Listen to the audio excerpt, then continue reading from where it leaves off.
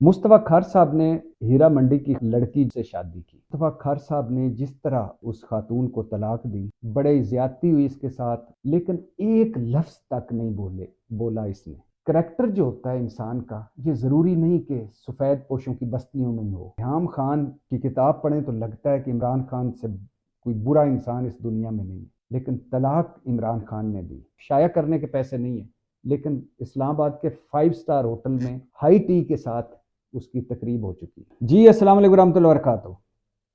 एक लड़की थी जिसका नाम गुलबहार था, उसे प्यार से दिल बहार भी कहते थे। लड़की का ताल्लुक हीरा मंडी लाहौर से था। मुस्तफ़ा खर हमारे साबिक गवर्नर गुजरे हैं, अपने दौर के बड़े मशहूर व मारूफ सियासतदान, और बड़े अपने बयानों और ज़ियाउल हक की जेल और भुट्टो साहब के साथी होने, और बहुत सारे अपने शादियों और बहुत सारे इश्क व मोहब्बत की दास्तानों की वजह से बड़ा अरसा मशहूर है, और बड़ा अरसा सियासत पर छाए रहे। आजकल गुमनामी की ज़िंदगी गुजार रहे हैं। मुस्तफ़ा खार साहब ने उस हीरा मंडी की लड़की जो गुलबहार या दिलबहार, उससे शादी की। मुस्तफ़ा खार जब गवर्नर बने तो ये गुलबहार, या जिसे आप दिलबहार कुछ भी कह लें, ये बहैसियत बीवी गवर्नर हाउस लाहौर में मुस्तफ़ा खार साहब के साथ आई। और जिस दिन मुस्तफ़ा खार गवर्नर बने, उस दिन हीरा मंडी की मशहूर शख्सियत, जो हीरा मंडी का सारो हीरा मंडी का एक मशहूर मारूफ शख्सियत थी, सारों का सरपरस्त आला कह लें, मामा मूदा, उसने देगें पकाई थी। जब मुस्तफ़ा खार गवर्नर बने तो उसने देगें, मामा मूदा ने देगें पकाई थी। क्यों पकाई थी? उसने कहा कि अज साडा जवाई गवर्नर बने, इस खुशी है। और जवाई किस लिए? क्योंकि मुस्तफ़ा खार ने एक जो अपनी शादी की थी वो उस दिलबहार या गुलबहार से की थी, जिसका ताल्लुक हीरा मंडी से था। कहने का मकसद ये है कि जब मुस्तफ़ा खार साहब गवर्नर थे तो ये गवर्नर हाउस में उनकी बेगम थी, फर्स्ट लेडी थी। अच्छा, फिर उसके बाद इनकी शादी में बुरा वक्त आया, इख्तलाफात हुए, और मुस्तफ़ा खार साहब ने दिलबहार या गुलबहार को तलाक दे दी। और बड़े मुश्किल वक्त से गुज़र कर तलाक हुई, और तलाक के बाद बड़े मुश्किल वक्त में ये खातून रही और बड़े अरसे तक ज़िंदा रही। आजकल वो ज़िंदा नहीं है, फौत हो चुकी हैं, लेकिन कुछ अरसा पहले तक वो ज़िंदा थी।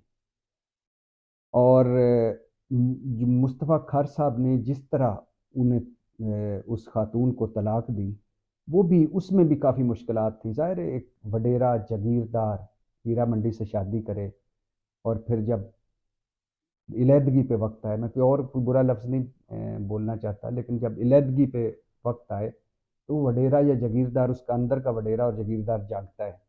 और फिर ऐसी लड़की के साथ, ऐसी खातून के साथ जो ज़्यादती होती है वो हुई, और उसके बाद बड़ी मुश्किल ज़िंदगी गुजारी उस गुलबहार या दिलबहार ने। और ये भी बताता चलूँ कि उस गुलबहार या दिलबहार खातून ने फ़िल्मों में भी काम किया, और फ़िल्मी नाम था उसका नाहीद, और कई फ़िल्मों में बहुत मज़बूत और अच्छे किरदार भी अदा किए, और कई फ़िल्मों में वो साइड हीरोइन तक आईं। और एक आप अगर उसको ढूँढना चाहते हैं, उसको देखना चाहते हैं, या उस खातून की तस्वीर देखना चाहते हैं, तो एक फ़िल्म थी जुमा जांजनाल, उसमें हीरो थे हबीब, और उसके साथ ये इस नाहीद का एक गाना था जो मलका तरन्नुम नूरजहां ने गाया, और गाना अमर हो गया। वो गाना था कहंदे ने नैना तेरे कोल रहना, कहंदे ने नैना तेरे कोल रहना। ये बड़ा मशहूर व मारूफ गाना है। अगर ये आप अगर लगाएंगे, आप ढूंढेंगे, गूगल करेंगे, तो हबीब के साथ जो मोटी आंखों वाली एक ब्लैक एंड वाइट फिल्म में ये लड़की थी, ये थी गुलबहार और दिलबहार, जिसका फिल्मी नाम नहीद था, और जो मुस्तफ़ा खार साहब की बीवी रह चुकी थी। उसके बाद जब तलाक हुई, बड़े ज़्यादती हुई इसके साथ, उसके बाद जब ये मुश्किल वक्त से गुजरी, फौत हुई, लेकिन एक लफ्ज़ तक नहीं बोला इसने।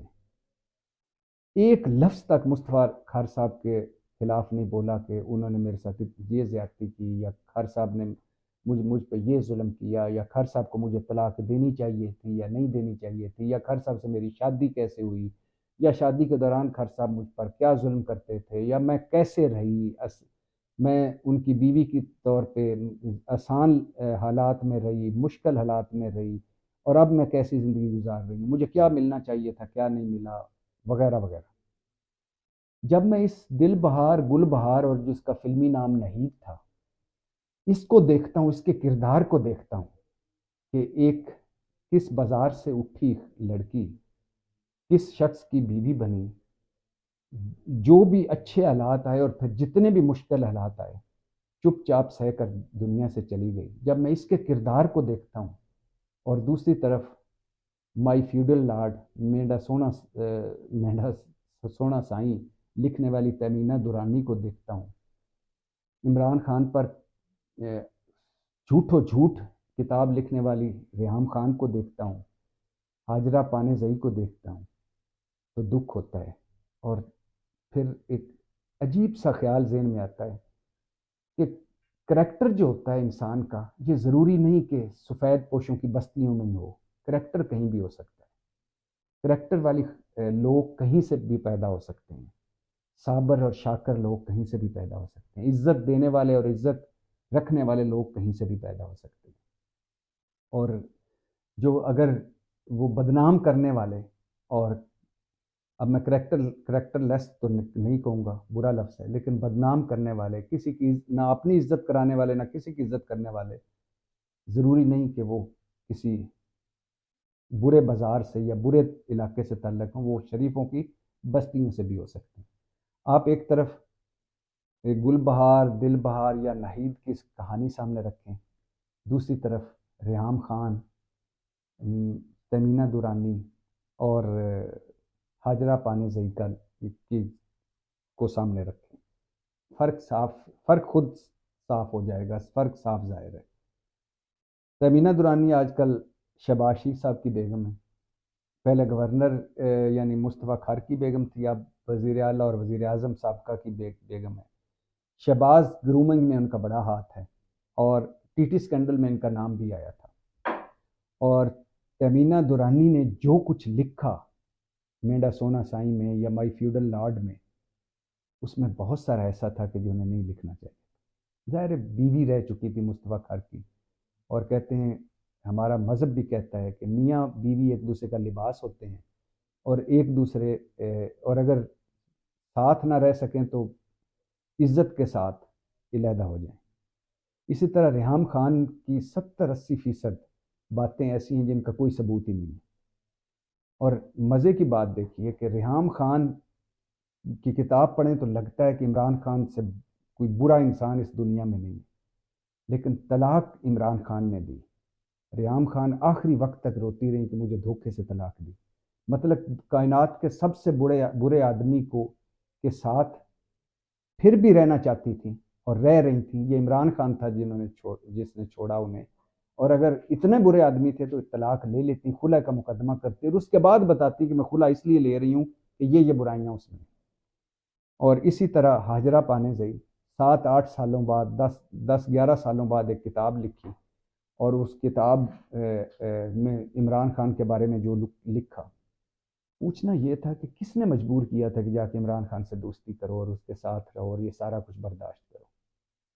اور کتاب پبلش ابھی نہیں ہوئی مکمل طور پہ، اس کی لانچنگ پہلے ہوگی۔ کہتی ہیں میرے پاس پبلشنگ کے کتاب شائع کرنے کے پیسے نہیں ہیں، لیکن اسلام آباد کے 5 سٹار ہوٹل میں ہائی ٹی کے ساتھ اس کی تقریب ہو چکی ہے۔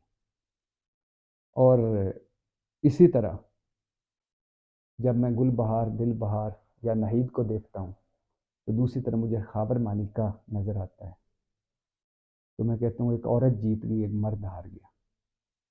ایک وہ شخص جو کہتا تھا بشرا بی بی یعنی میری بیگم دنیا کی پاک ترین عورت ہے، اور عمران خان بھلا آدمی ہے، اور عمران خان کے لیے ہمارا گھر مرشد خانہ ہے، اور عمران خان اور میری اور بشرا کی طلاق میں عمران کا کوئی کردار نہیں۔ وہی شخص 28 سال تک جو ان کی بیوی رہی، ان کے بچوں کی ماں ہے، اس کو ٹی وی اور عدالت میں کہہ رہا ہے کہ اس کے عمران خان سے شادی سے پہلے ناجائز تعلقات تھے اور قابل اعتراض حالت میں میرے نوکر نے انہیں دیکھا اور پتہ نہیں کیا کیا کرتے دیکھا. اور مزے کی بات یہ بھی سنیں کہ اصلی بات یہ ہے کہ خاور مانیکا سے بھی طلاق بشرا نے خود لی تھی. اگر اتنی بری عورت تھی تو بشرا کو طلاق ہی دے دیتا، اور اگر طلاق دے دی تھی تو اپنے بچوں کے خیال کر لیتا، 28 سال کی اپنی ازدواجی زندگی کے خیال کر لیتا. تو کہنے کا مقصد یہ ہے کہ دل بہار، گل بہار یا نہید، اور دوسری طرف خاور مانیکا، ریحام خان، ہاجرہ پانیزئی، تبینہ دورانی. آپ خود فیصلہ کریں. پاکستان زندہ باد.